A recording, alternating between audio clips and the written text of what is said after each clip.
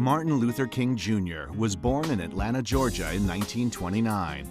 Faith was always an important part of daily life, as both his father and grandfather were Baptist ministers. He thrived at a segregated high school, graduating at 15, before heading off to Morehouse College. He then dedicated 3 years to theological study at Crozier Seminary in Pennsylvania.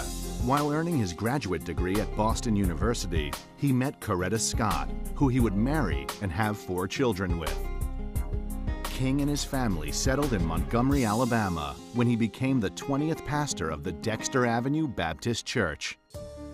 When Rosa Parks was arrested for refusing to relinquish her seat to a white man on a Montgomery City bus in 1955, the incident lit a fire under the burgeoning civil rights movement. His boycott of the bus system in Montgomery, Alabama was tremendously successful because he was incredibly strategic and he worked with other people to get the individuals in Montgomery, Alabama to understand that they weren't going to take it anymore.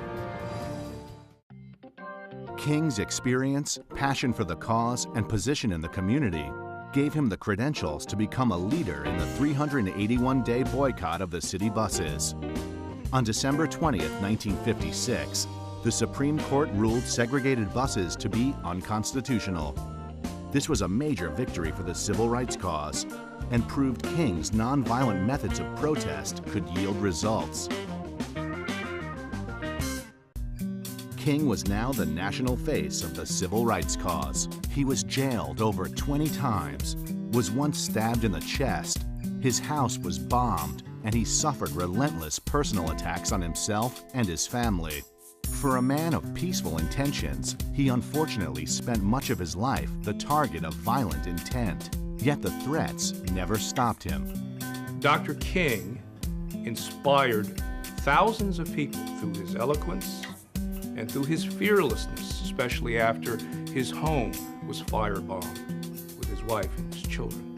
They showed through their courage that they were prepared to give their lives to the cause of freedom. King worked tirelessly to promote the cause he so strongly believed in.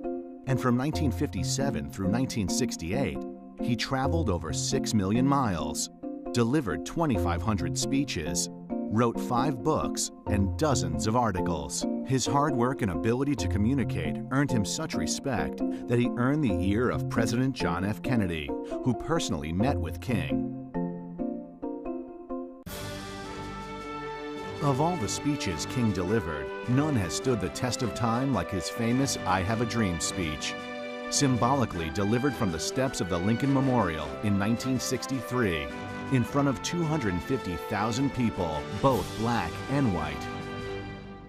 King had become such a force in America that he was named Time Magazine's Man of the Year in 1963. A nice achievement indeed, but it paled in comparison when in 1964 he became the youngest man ever to win the Nobel Peace Prize. Martin Luther King Jr. was an American. He was deeply American. And what's striking to me is that he had more confidence and faith in American democracy, in the Constitution, and in the principles of fairness and opportunity than nearly all of his critics. While in Memphis to lead a protest march defending the rights of striking garbage workers in April of 1968, King delivered a rousing speech titled, "I've Been to the Mountaintop." It would be his last. Standing on the balcony of his second-floor room at the Lorraine Motel in Memphis, King was shot and killed. In 1983, Ronald Reagan signed a proclamation declaring the third Monday of every January Martin Luther King Jr. Day, a public holiday to celebrate the man and what he stood for.